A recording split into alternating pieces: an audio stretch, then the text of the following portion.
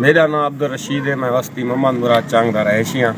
मेरा भाई रफ़ीक को अगवा थे 15 डी थी गए। माही चौक तो सेवल कपड़े में नामालूम अफराद अगवा कर गए हैं। जैंदी मैं 15 ते काला करेंदा रह गया। मेरे को पुलिस रेस्पॉन्स नहीं था, ना ही मेरी FIR कटी ने। मैं वाला जज ते अदालत कने गया, अदालत कने मैं बैलेफ करवाया है। पुलिस लिख दिता है कि असा कने ये बंदा रफ़ीक ना दा कोनी, ये मैं कने लिखा ते थाने कोट सब्जल दी रपट है। उनके बाद मैं अखबारें में भी ये बयान देंदा रह गया, सोशल मीडिया ते देंदा रह गया, हर जगह ते मैं देंदा रह गया। मेरे भाई दी पुलिस नहीं सुनवाई की, ना ही मेरे पुलिस मेरे भाई को बाजियाब किया है।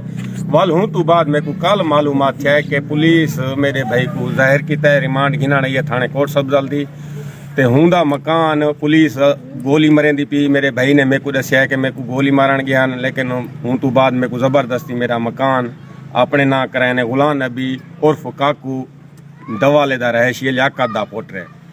ते हूँ तो बाद मैं IG पंजाब को अपील करेना कि कोट सब्जल पुलिस निहायत जुल्म करेंदी पी है, असा को धमकियां भी देंदी पी है, मेरी पूरी फैमिली को देंदी पी है कि अगर तुसा सारे खिलाफ आवाज़ उठी सो तुहारे नाल भी इहो अशर थी से, नाजायज़ FIR थी से। असा को ख़तरा है, असा को हुकूमत पाकिस्तान तहफ़ुज़ फराम किया वने। IG पंजाब, वज़ीर आज़म, वज़ीर आला, DSP, DPO, RPO मुल्तान, ये बहावलपुर साहब से ही गुजारिश है वो सारा साडा जो कि तहफ़ुज़ फराम करें।